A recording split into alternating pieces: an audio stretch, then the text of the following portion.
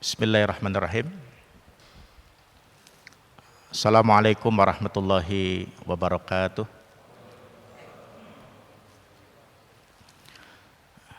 Innal hamdalillah nahmaduhu wa nasta'inuhu wa nastaghfiruh wa na'udzubillahi min syururi anfusina wa min sayyiati a'malina. May yahdihillahu fala mudhillalah wa may yudlil fala hadiyalah. Asyhadu an la ilaha illallah wahdahu la syarikalah wa asyhadu anna sayyidana wa nabiyyana Muhammadan abduhu wa rasuluh la nabiyya ba'dah. Allahumma shalli ala Muhammad wa alihi wa sahbihi ajmain, amma ba'd. Bapak dan Ibu hadirin hadirat yang dirahmati Allah, pertama-tama mari kita panjatkan puji dan syukur kehadirat Allah Subhanahu wa taala atas nikmat yang Allah senantiasa berikan kepada kita, terutama nikmat iman Islam, nikmat kita bisa bersama-sama berkumpul di masjid yang mulia ini untuk kita menjalankan sholat subuh berjamaah, dan kita lanjut dengan taklim rutin Sabtu subuh ini. Tentu harapan kita dan doa kita, semoga ibadah yang kita jalankan diterima Allah Subhanahu wa taala, dan ilmu yang kita dapatkan Allah jadikan ilmu yang bermanfaat. Allahumma anfa'na bima 'allamtana wa 'allimna ma yanfa'una wa zidna ilma. Tidak lupa juga salawat serta salam kita sampaikan kepada junjungan kita Nabi besar Muhammad sallallahu alaihi wasallam beserta keluarganya, para sahabatnya dan segenap pengikutnya. Bapak dan Ibu sekalian rahimakumullah, mari kita mulai taklim kita sama-sama dengan membaca suratul Fatihah ya. Kita tawasul dengan suratul Fatihah, munajat kepada Allah Subhanahu wa taala, semoga kita senantiasa diberikan kesehatan lahir dan batin ya. Allah jauhkan kita dari segala mara bahaya dan penyakit. Allah qabul segala doa-doa kita, Allah penuhi segala hajat kita, dan Allah kuatkan kita untuk senantiasa kita taat kepada Allah Subhanahu wa taala. Al-hadhiniyah Al-Fatihah. A'udzubillahi minasyaitonir rajim.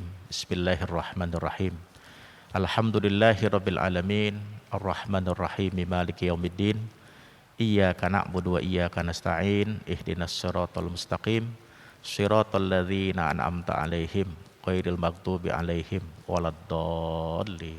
Amin. Bapak Ibu sekalian yang dirahmati Allah, kalau kita buka di dalam beberapa keterangan, para ulama menjelaskan bahwa suratul Fatihah itu surah yang memiliki banyak sekali keutamaan ya, banyak sekali memiliki keistimewaan. Salah satunya adalah, kata para ulama, bahwa membaca surat Al-Fatihah adalah merupakan wasilah ya, agar segala hajat kita dikabul oleh Allah gitu ya. Jadi untuk terkabulnya doa ya, salah satu yang dijelaskan para ulama adalah dengan kita berdoa membaca surat Al-Fatihah gitu. Jadi kita pengen sehat, pengen lapang rezeki, anak-anak pada soleh, pokoknya segala hajat kita berdoa dengan membaca suratul Fatihah ya gitu. Yang kedua, suratul Fatihah juga bisa menjadi syifa ya, bisa menjadi obat ya gitu. Jadi kalau ada yang kurang sehat, yang sedang sakit ya, bacakan saja ya suratul Fatihah ya, dengan niat semoga Fatihah yang dibaca itu menjadi syifa ya, menjadi obat ya, maka insya Allah Allah akan berikan kesembuhan ya. Karena ada riwayatnya dulu ya, ada seorang sahabat yang ketika dalam satu perjalanan ya, dan kemudian ada yang sakit ya, kemudian dibacakan suratul Fatihah ya, dan kemudian sembuh gitu. Bahkan yang membacakan suratul Fatihah ini mendapatkan hadiah dari yang sakit dan mendapat kesembuhan itu gitu. Lalu kemudian sahabat itu melapor kepada Rasulullah tentang apa yang dilakukannya. membacakan suratul Fatihah atas yang sakit, bahkan kemudian mendapatkan hadiah. Maka apa yang dilaporkan itu dibenarkan ya oleh Rasulullah Shallallahu Alaihi Wasallam gitu. Jadi Al-Fatihah juga bisa menjadi syifa ya, menjadi obat gitu. Ya. Kemudian juga ya Al-Fatihah itu tentu menjadi sebagai rukun ya di dalam sholat kita gitu ya. Tidak sah kalau kita sholat tidak membaca surat Al-Fatihah ya, gitu. Demikian saya kira di antara sekian banyak keistimewaan ya, karena itu juga para ulama ya mengajarkan kepada kita sebagaimana yang disebutkan tadi ya, gitu.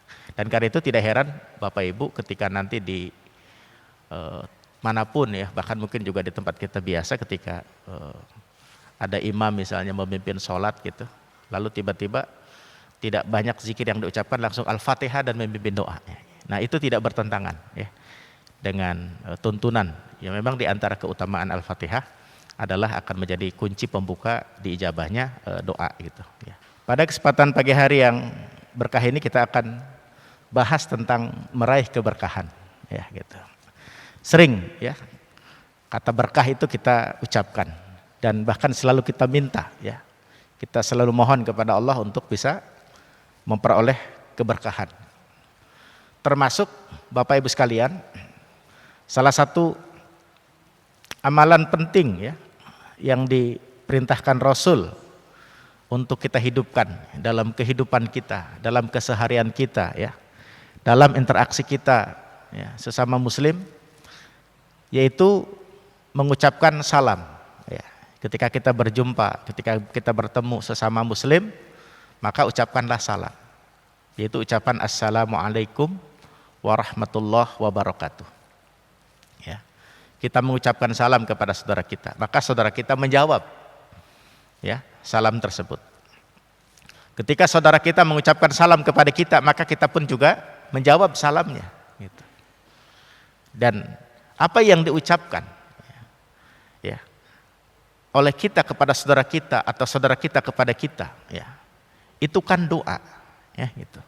Dan ucapan salam itu ada 3 hal ya yang diinginkan, yang diharapkan, yang kita mohon kepada Allah untuk saudara kita ya, atau yang kita harapkan ya dari saudara kita untuk kita gitu ya.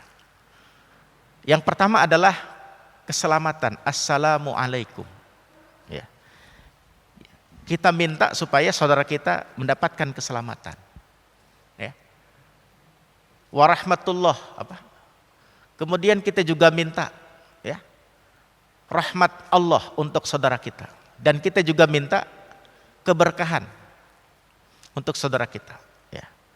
Sama juga ya, saudara kita meminta kepada Allah buat kita supaya kita juga mendapatkan keselamatan ya, mendapatkan rahmat kasih sayang Allah, mendapatkan keberkahan dari Allah gitu ya.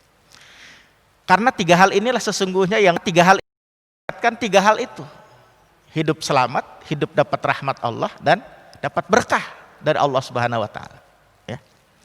Tidak ada yang lebih mahal dari itu, tidak ada yang lebih penting dari itu ya. Ya, selamat, rahmat dan berkah gitu ya. Dan inilah diantara indahnya kehidupan yang diajarkan ya oleh Allah dan Rasul bagi kita ya, orang Islam ini ya, saling mendoakan ya, agar kita mendapatkan keselamatan ya, mendapatkan rahmat Allah ya, mendapatkan keberkahan gitu ya. Punya harta ya, punya kedudukan, punya popularitas, tapi nggak selamat, nggak dapat rahmat Allah, nggak dapat berkah ya, nggak ada nilainya itu ya gitu. Punya apapun ya, kalau kita nggak selamat, kita nggak dapat rahmat Allah, nggak dapat berkah dari Allah ya, nggak ada artinya gitu ya. Jadi inilah diantara ajaran Islam yang paling penting dari sekian banyak, adalah bagaimana kehidupan kita untuk senantiasa saling mendoakan agar kita bisa memperoleh 3 hal penting ya, modal kita hidup bahagia dunia dan akhirat ya gitu ya, yaitu adalah mengucapkan salam, saling mendoakan ya. Bapak Ibu sekalian rahimakumullah, Bahkan saking pentingnya, ya, sebagaimana surat Al-Fatihah, ya, ucapan salam juga begitu penting karena itu selalu diulang-ulang oleh kita waktu kita sholat.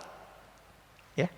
Rukun sholat adalah diantaranya baca Al-Fatihah. Rukun sholat juga adalah mengucapkan salam. Gitu. Al-Fatihah di dalam sholat rukun, di luar sholat kita pakai untuk berdoa, ya, untuk minta kesembuhan, ya, dan lain sebagainya. Gitu. Maka di dalam sholat pun juga kita membaca salam, ya, supaya apa? Dengan kita membaca salam waktu sholat sebagai penutup dari para sholat itu juga kita amalkan, ya, di luar sholat gitu. Ketika kita bertemu, kita berjumpa, ya, dengan sesama kita, dengan saudara kita untuk saling mendoakan. Dan kata Assalamualaikum warahmatullahi wabarakatuh, ya, ini adalah kalimat yang tidak bisa digantikan dengan bahasa apapun, ya, gitu. Diganti dengan salam Nusantara, salam Pancasila, nggak bisa, gitu. Atau Pak orang Sunda sampurasun, ya, itu mah adat, gitu kan? Nggak ada doanya di situ. Ya. Good morning, good afternoon, good evening dan sebagainya itu, ya. Dalam bahasa Inggris beda kedudukan. Walaupun ada tokoh, ya, dulu waktu masih hidup dia bilang ya sama aja katanya ucapan selamat apapun dengan Assalamualaikum gitu. Katanya Assalamualaikum bisa diganti dan nilainya sama. Beda padahal. Ini Bapak Ibu sekalian, ini menjadi landasan saya ingin menyampaikan kepada kita tema kita pada pagi hari ini tentang meraih keberkahan. Karena jelas sekali bahwa memang hidup itu harus kita kejar yang namanya keberkahan. Kan itu tadi sesama muslim bertemu, ya, kita saling mendoakan, ya. Termasuk dalam keluarga, dalam rumah tangga keseharian kita, ya, kita biasakan, ya, untuk saling selalu mendoakan, ya, mendapatkan keselamatan, mendapatkan rahmat Allah dan mendapatkan keberkahan. Nah, Bapak Ibu sekalian yang dirahmati Allah Subhanahu wa taala. Apa itu berkah, ya? Secara bahasa berkah itu kan bahasa Arab dari kata-kata al-barokah. Secara umum para ulama mengartikan, kalau kita buka dalam kamus-kamus bahasa Arab artinya adalah nikmat gitu. Ya. Jadi barokah itu nikmat gitu, ya. Kesenangan, ya, gitu. Itu namanya makna daripada barokah. Ya. Nah, bahkan istilah lain juga adalah mubarok, ya, atau tabaruk. Gitu. Maknanya sama, ya. Al-barokah artinya adalah nikmat secara bahasa, ya, atau ada kata lain mubarok, ya. Tabaruk, ya. Dan bahkan ini juga menjadi di samping ucapan salam yang kita ucapkan, ya, juga ada kalimat yang khusus kita sebutkan kata-kata al-barokah ini. Misalnya barokallah, gitu kan? Barokallahu fik, kan begitu. Semoga engkau diberikan keberkahan oleh Allah, gitu. Bahkan salah satu sunnah ketika kita hadir di resepsi pernikahan, ya, maka salah satu yang disunahkan oleh Rasul adalah kita mendoakan kedua mempelai, ya, dengan barakallahu lak wa baraka alaik wa jama'a bainakuma fi khair. Semoga rahmat keberkahan Allah untukmu, ya, barakallahu lak wa baraka alaik, ya, dan ditetapkan keberkahan untukmu, wa jama'a bainakuma fi khair, dan kau kumpulkan dalam kebaikan. Jadi barakallahu fik, ya, gitu. Semoga Allah berikan keberkahan. Jadi ada doa khusus bagi mempelai, ya, gitu. Dan memang yang paling dibutuhkan, ya, bagi kedua mempelai itu adalah doa, gitu. Karena mereka telah membuka gerbang baru kehidupan, ya, yaitu adalah ibadah terpanjang yang bernama berumah tangga. Karena itu butuh support, ya, support ilahiyah di situ, yaitu adalah dukungan doa, ya, gitu. Luar biasa di dalam Islam, ya. Karena rumah tangga, karena pernikahan, ya, karena perkawinan itu adalah ibadah terpanjang, ya. Dalam Islam sekalipun kalau kita buka dalam bab fiqih, ya, hukum asal nikah adalah mubah, ya, tapi dia menjadi sebuah ibadah, ya, gitu. Ya. Bagi kita karena menjalankan di antara tuntunan syariat, ya, bahkan dengan menikah, ya, banyak kebaikan-kebaikan yang kita bisa lakukan, ya. Karena itu di awal, ya, kita mendoakan, ya, siapapun yang melaksanakan ibadah terpanjang tersebut, barakallahu fik. Makanya dalam undangan dan sebagainya dituliskan mohon doa restu, karena memang itu yang dibutuhkan, ya. Soal kemudian ada yang datang ke resepsi itu bawa bantuan amplop dimasukkan ke kotak, itu soal lain. Itu ta'awun, saling tolong menolong. Ya insya Allah itu juga bagian daripada kebaikan. Tapi di sisi lain yang paling pokok adalah doa yang paling penting. Barakallahu lah. Baik. Jadi ini secara bahasa ya.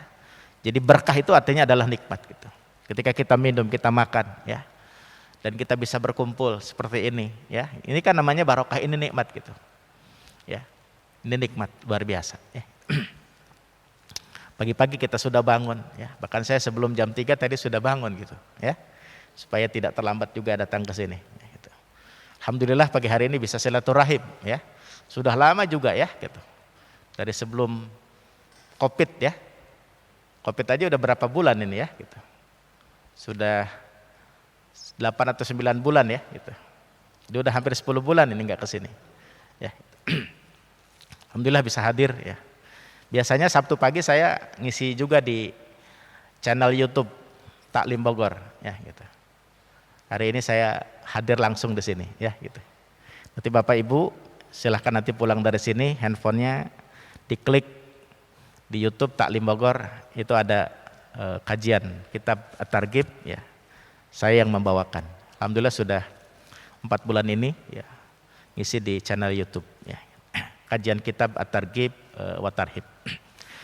Bapak sekalian rahimakumullah.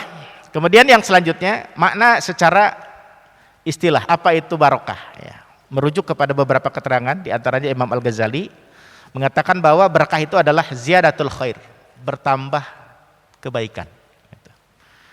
Jadi ada nilai lebih ya, yang kita bisa dapatkan dari apa yang Allah berikan kepada kita, itu namanya barokah. Bapak Ibu, kita orang Islam minum ya. Kita orang Islam makan ya.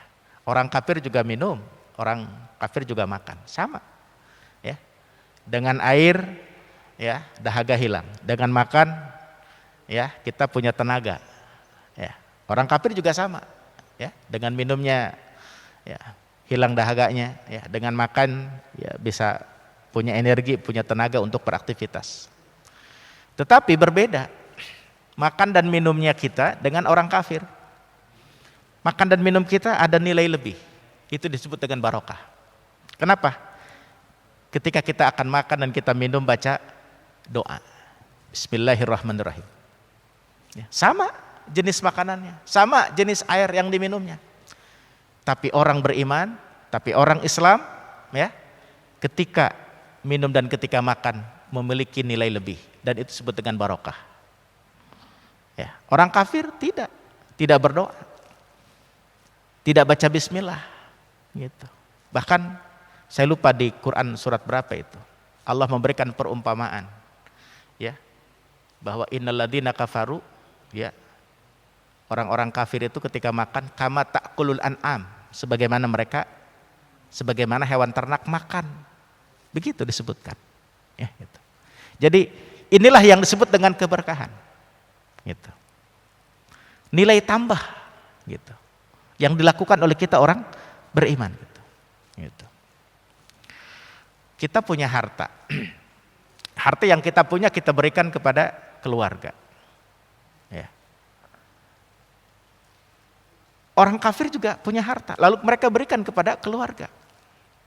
Tetapi apa yang kita berikan orang beriman kepada keluarga kita, ada barokah di situ, ada nilai tambah. Kenapa?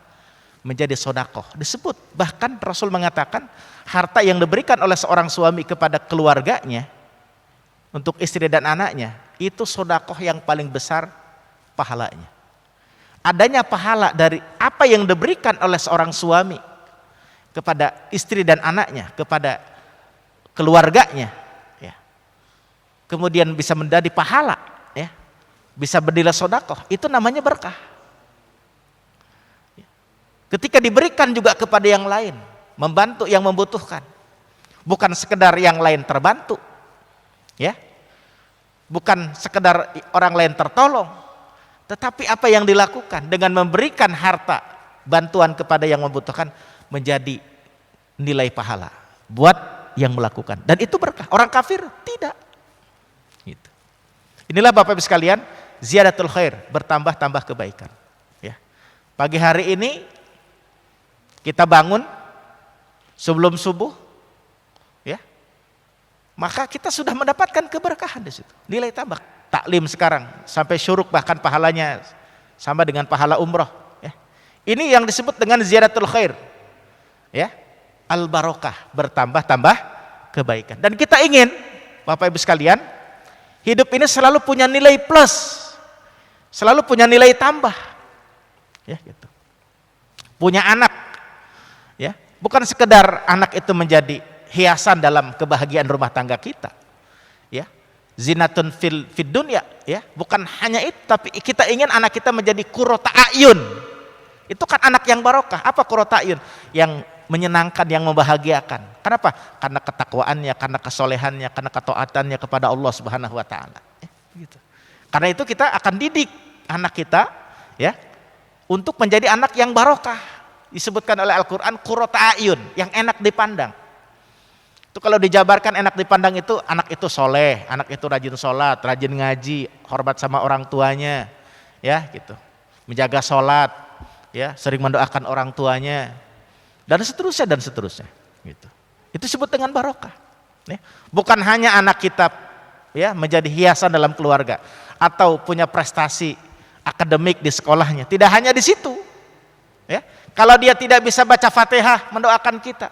Kalau dia tidak bisa memimpin sholat ketika kita meninggal, ya, kalau tidak bisa mendoakan kita ketika kita sudah mati, maka anak kita sekedar anak, tidak punya nilai tambah. Bahkan kalau kita baca Al-Quran, bagaimana Nabi Nuh, ya, anaknya itu, walaupun secara biologis anaknya, tapi kata Allah bukan anak. Bukan apa? Karena tidak ada keberkahan pada anaknya itu. Anaknya kufur kepada Allah Subhanahu wa taala, ya.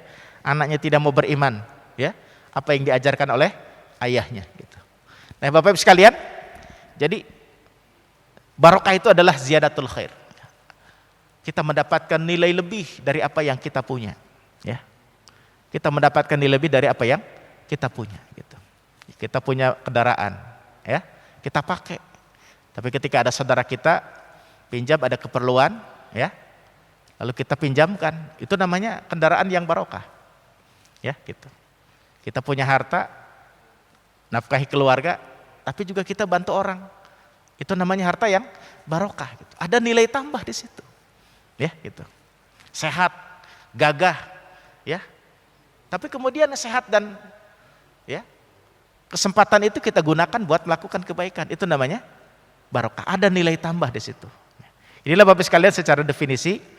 Jadi nikmat secara bahasa artinya, ya, dan secara istilah adalah ziyadatul khair atau bertambah kebaikan. Nah. Imam Nawawi juga memberikan penjelasan bahwa al-barokah itu adalah tumbuh, berkembang dan bertambah. Jadi suatu kebaikan itu dia bertumbuh, ya. Dia berkembang dan dia bertambah, ya.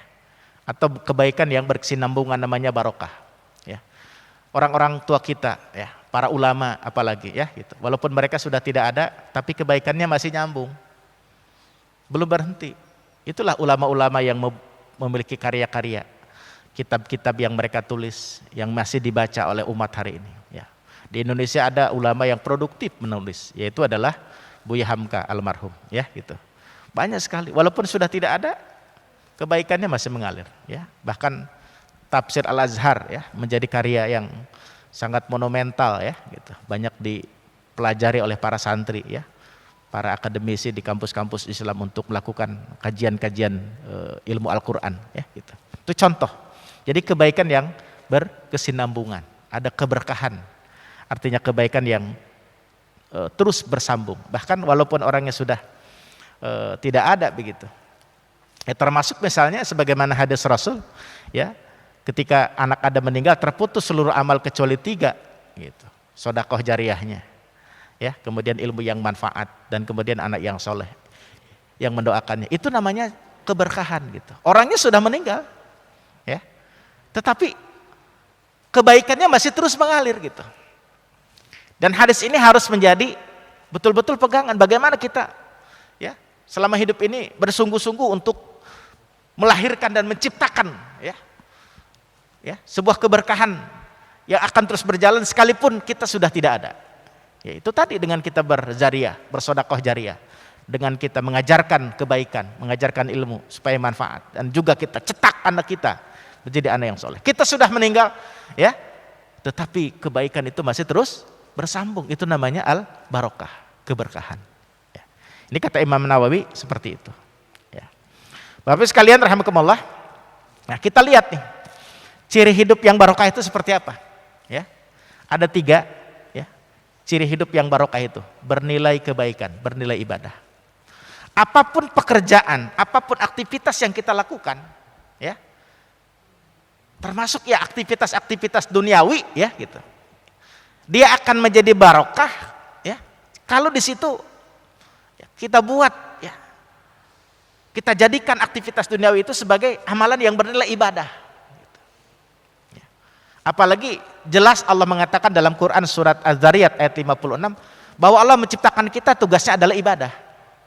Maka seluruh aktivitas kita harus kita buat jadi ibadah. Maka disitulah seluruh aktivitas kita barokah namanya. Tadi minum, makan, ini kan perkara biasa. Tapi kalau kita niat minum ini supaya kita kuat beribadah, kita makan supaya kita kuat beribadah, ya, supaya kita punya energi untuk melakukan kebaikan, ya, karena itu kemudian kita membaca bismillah, maka minum dan makan kita bisa bernilai ibadah, gitu. Berarti makan dan minum kita barokah. Karena itu Rasulullah mengajarkan, Allahumma barik lana fima razaqtana wa qina adzabannar. Minimal membaca bismillahirrahmanirrahim, gitu. Jadi akan memiliki nilai lebih buat kita, sehingga nilai lebih itu tadi menjadi ibadah, gitu. Ya. Kita jual beli, kita berdagang. Orang berdagang kan motifnya, ya, untuk mendapatkan untung. Dan silahkan, memang begitulah kita cara rezeki, dengan berdagang untuk mendapatkan keuntungan. Ya. Tetapi akan menjadi ibadah, ya, ketika kita berdagang untuk membantu orang yang butuh terhadap barang yang kita jual itu. Ya. Sehingga kemudian harganya pun kita tidak terlalu tinggi, ya, gitu. Di situ ada ta'awunnya di situ.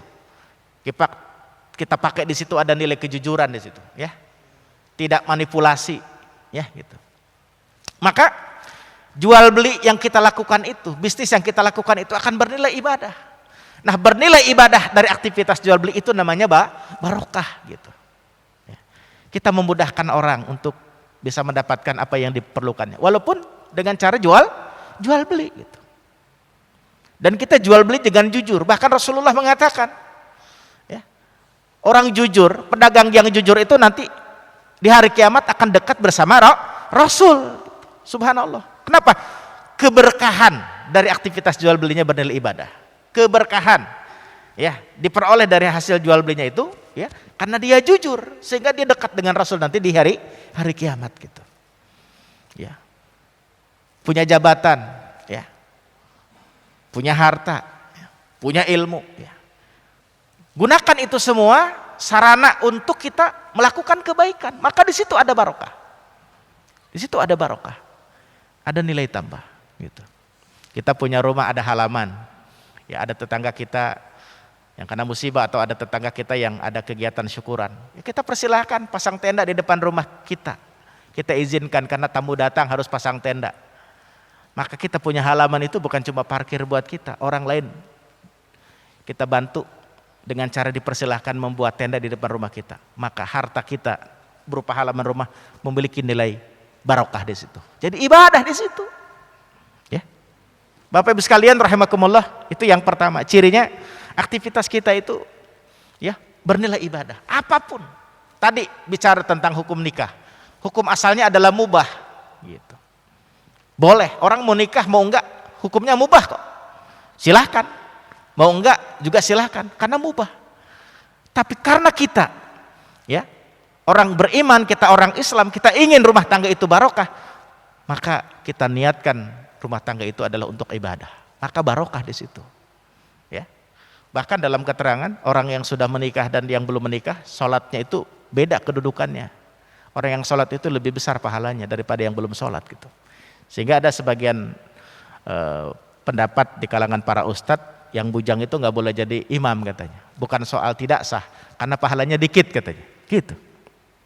Itulah jamaah rahimakumullah, ya. Jadi bernilai ibadah, ya, setiap aktivitas kita, dan bukan hanya sholat, bukan hanya baca Quran, bukan hanya berzikir, seluruh aktivitas kita harus, ya, aktivitas yang menghadirkan keberkahan. Maka di situ kita, ya, harus betul-betul dalam rangka niat ibadah kita kepada Allah Subhanahu wa taala. Apa saja. Yang kedua, ciri hidup yang berkah itu adalah mendatangkan manfaat. Ya, manfaat di dunia. Ternyata manfaatnya bukan hanya buat dirinya, apa yang dimiliki itu, ya. Nikmat-nikmat itu bukan hanya buat dirinya, tapi juga bisa menyebar kepada yang lain. Gitu. Bahkan dalam hadis, sebaik-baik manusia itu di sisi Allah adalah yang paling banyak memberikan manfaat. Berarti orang itu barokah hidupnya, ya. Gitu. Mendatangkan manfaat di dunia. Gitu. Ya. Gitu. Saya ada kawan sudah pensiun dari TNI Angkatan Udara. Saya tanya, Pak Haji, ini udah mau pensiun nih beberapa bulan lagi. Ada apa? Rencana apa yang mau dikerjakan setelah pensiun? Insya Allah Pak Ustadz, jika Allah mengizinkan umur panjang saya setelah pensiun, ya saya ingin aktiflah di masyarakat gitu ya. Ikut terlibat di kepengurus RT, RW gitu ya, atau di kegiatan-kegiatan masjid dan lain sebagainya gitu. Ingin ya ada manfaatnya lah hidup kan begitu. Masya Allah gitu ya. Contoh, ya, itu berarti kita ingin hidup ini memiliki nilai berkah, ada manfaat, ya. Tadi contoh harta yang kita punya, disebut barokah itu ya manfaat buat diri kita, buat istri dan anak kita, tapi juga buat orang lain. Itu harta yang barokah gitu. Ya. Itulah Bapak Ibu sekalian. Jadi ciri hidup yang barokah adalah mendatangkan manfaat, mendatangkan maslahat, ya, mendatangkan keuntungan. Ya, di dunia buat dirinya dan juga orang lain, itu barokah. Jadi dia bertumbuh, berkembang, bertambah tadi nilai gunanya. Tadi punya halaman bukan cuma buat parkir kita, orang lain tetangga kita bisa pasang tenda untuk acaranya. Contoh kan begitu. Kita punya mobil, ya ada tetangga kita, saudara kita yang butuh, ya ada keperluan ke rumah sakit atau kemana, kita pinjamkan. Itu namanya barokah karena mendatangkan manfaat, ya begitu, mendatangkan manfaat. Mohon maaf, ya ada banyak orang yang punya harta banyak, tapi hartanya, ya jangankan untuk orang lain, bahkan untuk dirinya sendiri saja tidak manfaat gitu. Tidak bisa dimakan, tidak bisa diminum karena kondisi yang bersangkutan tidak boleh makan ini, tidak boleh makan itu dan seterusnya. Kan gitu. Berarti harta itu enggak barokah. Ya. Enggak barokah. Nauzubillah min dzalik ya. Semoga Allah senantiasa menjaga kita, Allah berikan kesehatan kepada kita sehingga kita bisa menikmati ya, setiap nikmat yang Allah berikan kepada kita, ya. Dan yang ketiga, nah ini ciri hidup barokah adalah mendatangkan pahala di akhirat gitu. Jadi apa yang kita punya di dunia ini ternyata bukan cuma manfaatnya di dunia kita dapat gitu. Tapi ternyata yang kita punya di dunia ini juga ya menjadi sarana untuk kita mendapatkan pahala di akhirat gitu. Contoh tadi harta. Bukan cuma karena harta itu kemudian kita terpenuhi kebutuhan kita, istri kita, anak kita ya terpenuhi kebutuhannya. Tapi harta yang barokah juga adalah dari harta itu kita bisa mendapatkan pahala. Ya, dengan cara kita bersedekah, dengan kita berzakat, dengan cara kita berbagi kepada saudara yang membutuhkan. Maka dari harta itu kita bisa mendapatkan pahala gitu.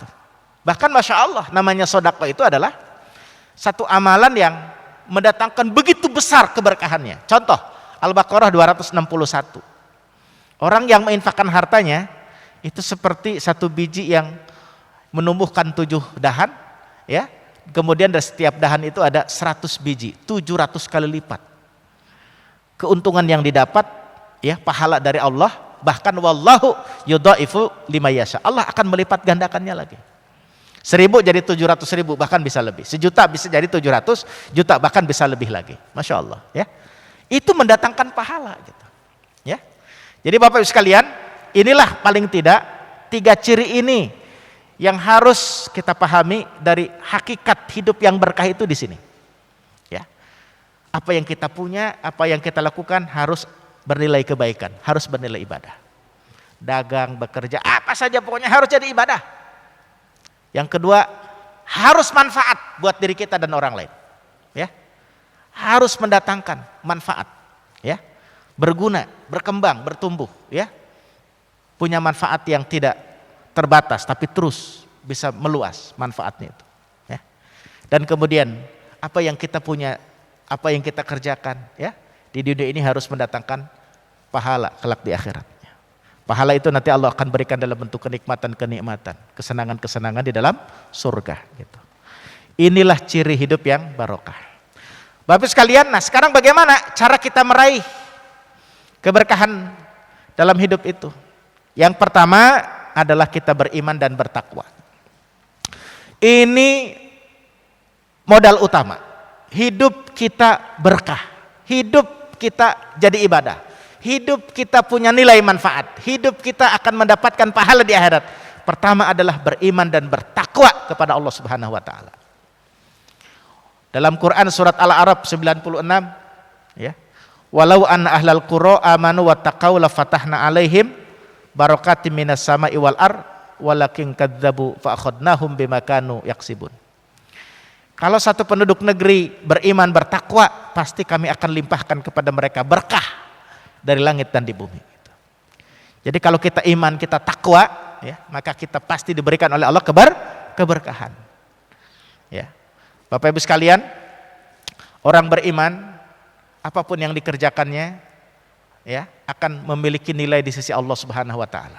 Ya. Surat An-Nahl ayat 97, ya.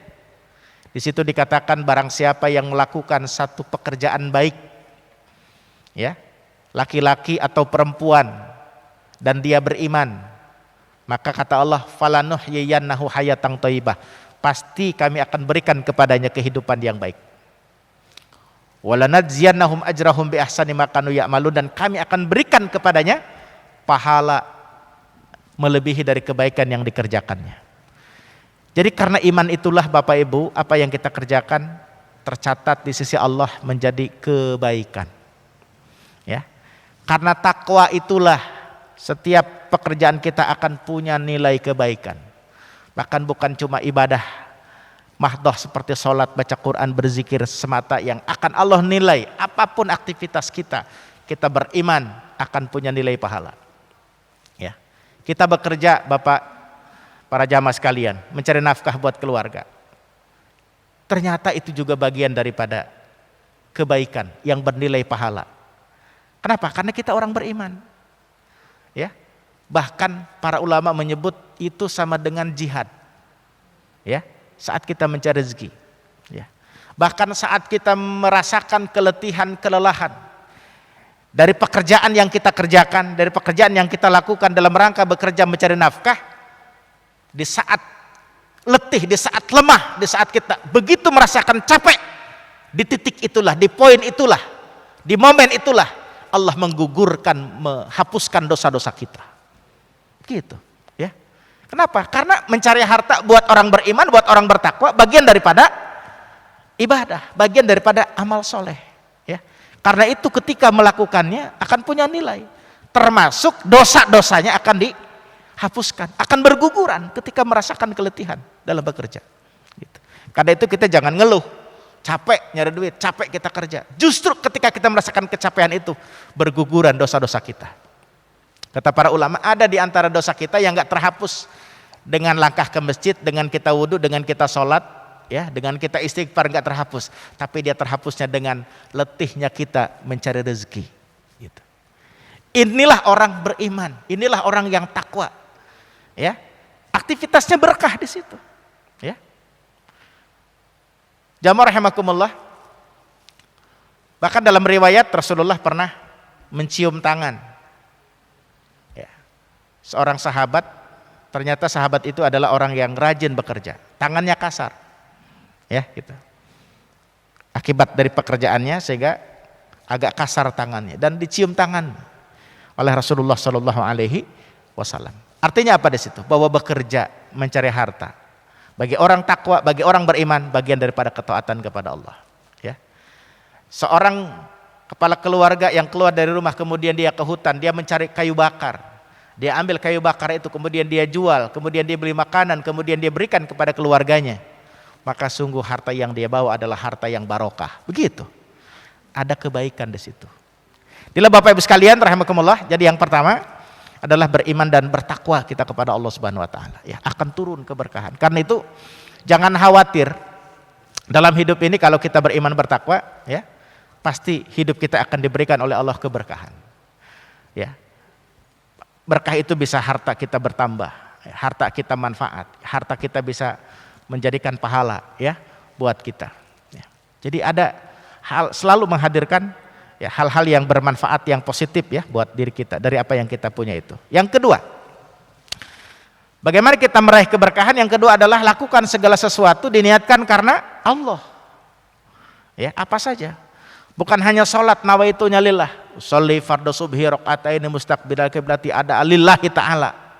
Ya, dan seterusnya.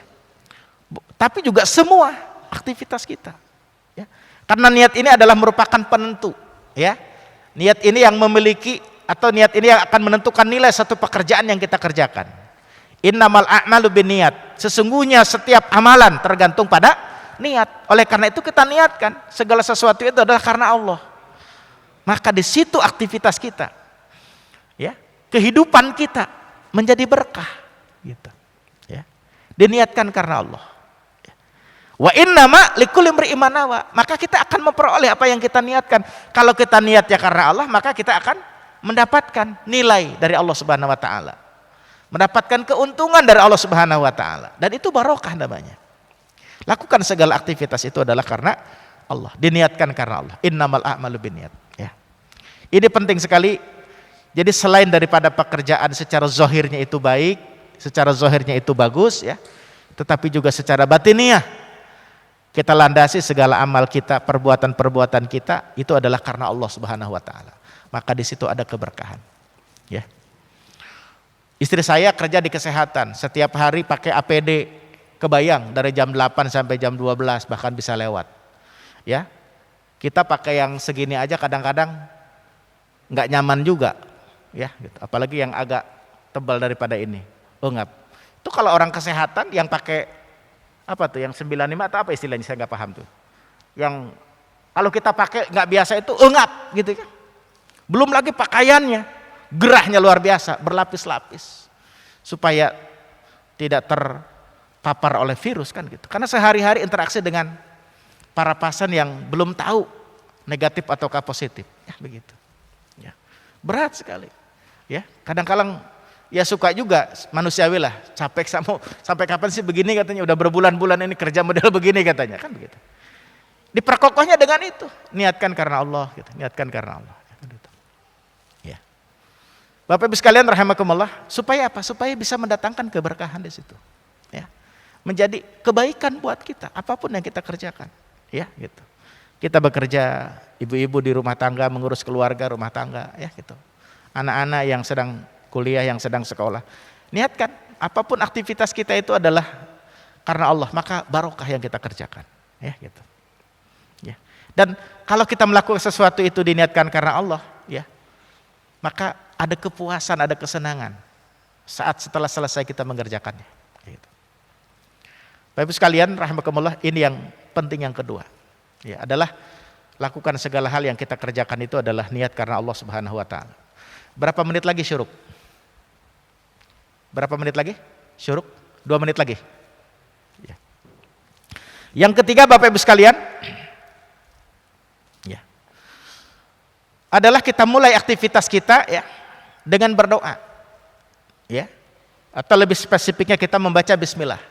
Maka seluruh aktivitas kita, pekerjaan kita punya nilai keberkahan. Kullu kalamin au amrin, kullu kalamin au amrin zibalin la yuftahu bidzikrillah fahu abtar au qala aqta. Setiap perkataan atau perkara yang penting yang tidak dibuka dengan zikir pada Allah, ya, maka akan terputus keberkahannya. Gitu. Jadi kita mulai setiap aktivitas kita dengan membaca doa. Minimal bismillahirrahmanirrahim, ya. Berangkat tempat kerja, berangkat ke masjid, berangkat ke pasar, berangkat kemana saja, memulai aktivitas, menghidupkan laptop kita di kantor, ya pokoknya apa saja, ya, makan, minum, ya, semua aktivitas kita buka dengan bismillah, ya, hadirkan Allah, ya, sertakan Allah, ya, dalam seluruh aktivitas kita, maka di situ ada keberkahan. Kenapa? Zikrullah kita di situ, ingat kepada Allah. Setiap ada keberkahan di situ. Setiap kita ingat kepada Allah, maka di situ ada keberkahan. Bahkan dalam kitab apa namanya? Riyadhus Shalihin yang makan ya, tidak ingat kepada Allah, yang bahkan yang tidur tidak ingat kepada Allah, tidak berdoa kepada Allah, ya, maka dia telah melalaikan hak Allah. Begitu disebutnya dalam hadis. Ya, seperti itu. Jadi mulai setiap aktivitas kita ya dengan menyebut nama Allah Subhanahu wa taala, maka akan hadir ya keberkahan ya, di dalam hidup kita, ya, gitu.